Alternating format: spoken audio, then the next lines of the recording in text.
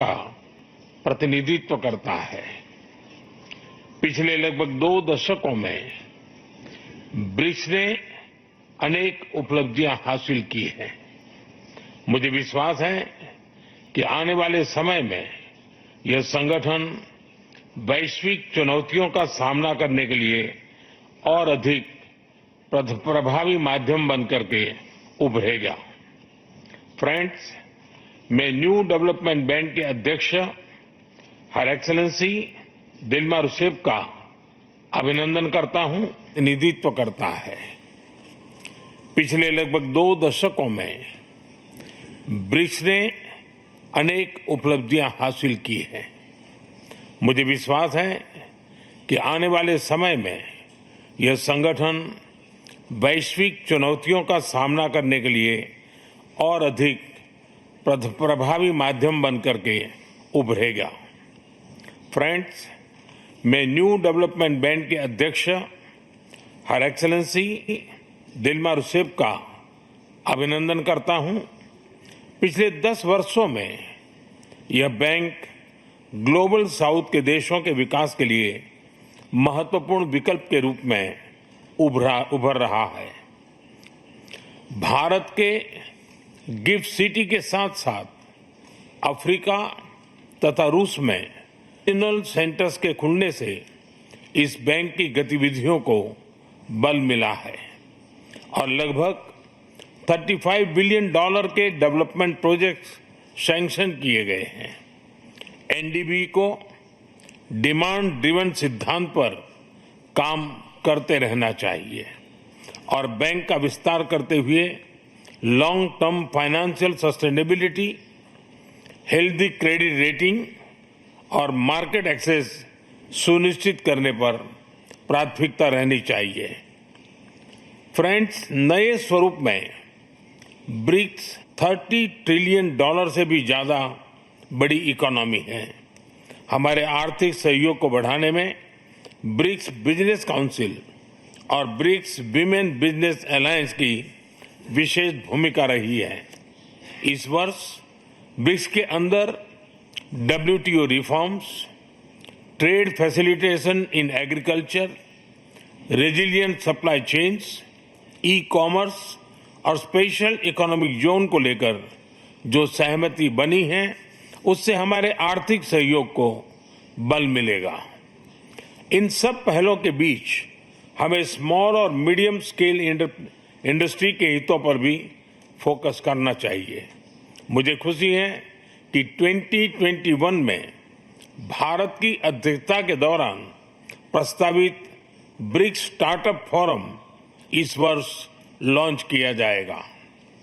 भारत द्वारा दिया गया रेलवे रिसर्च नेटवर्क का इनिशिएटिव भी ब्रिक्स देशों के बीच लॉजिस्टिक्स और सप्लाई चेन कनेक्टिविटी बढ़ाने में अहम भूमिका निभा रहा है।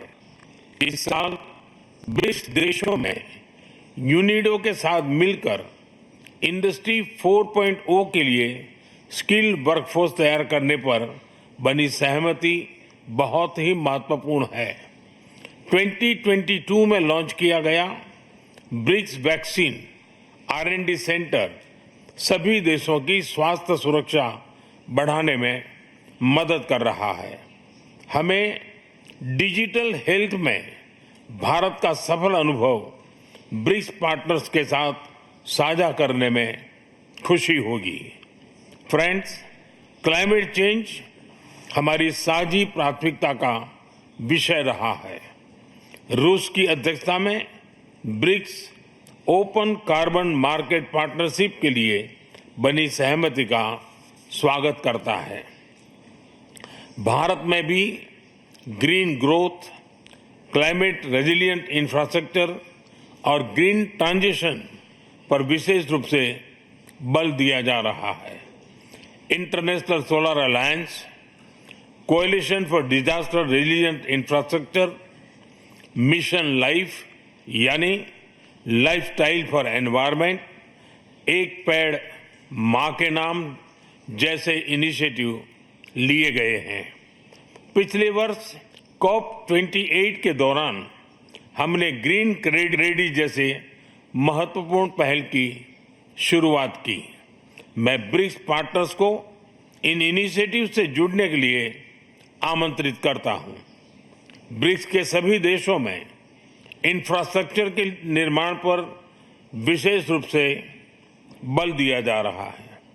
भारत में मल्टी मॉडल कनेक्टिविटी को तेजी से बढ़ाने के लिए हमने गति शक्ति पोर्टल बनाया है। इससे इंफ्रास्ट्रक्चर विकास के लिए इंटीग्रेटेड प्लानिंग और इम्प्लीमेंटेशन में मदद मिली है और लॉजिस्टिक कॉस्ट कम हुई है।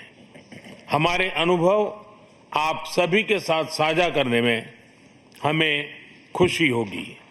फ्रेंड्स, ब्रिक्स देशों के बीच फाइनेंशियल इंटीग्रेशन बढ़ाने के लिए प्रयासों का हम स्वागत करते हैं। लोकल करेंसीज में व्यापार और सुगम रूप से क्रॉस बॉर्डर पेमेंट से हमारा आर्थिक सहयोग सुदृढ़ होगा। भारत द्वारा बनाया गया यूनिफाइड पेमेंट्स इंटरफेस यानी यूपीआई भारत की एक बहुत बड़ी सक्सेस स्टोरी है। इसे कई देशों में अपनाया गया है। पिछले वर्ष हिज हाइनेस शेख मोहम्मद के साथ मिलकर हमने इसे यूएई में भी लॉन्च किया। अन्य ब्रिक्स देशों के साथ भी इसमें सहयोग किया जा सकता है। फ्रेंड्स, भारत ब्रिक्स के अंतर्गत सहयोग बढ़ाने के लिए पूरी तरह से प्रतिबद्ध है। हमारी विविधता और मल्टीपोलैरिटी में हमारा दृढ़ विश्वास हमारी ताकत है।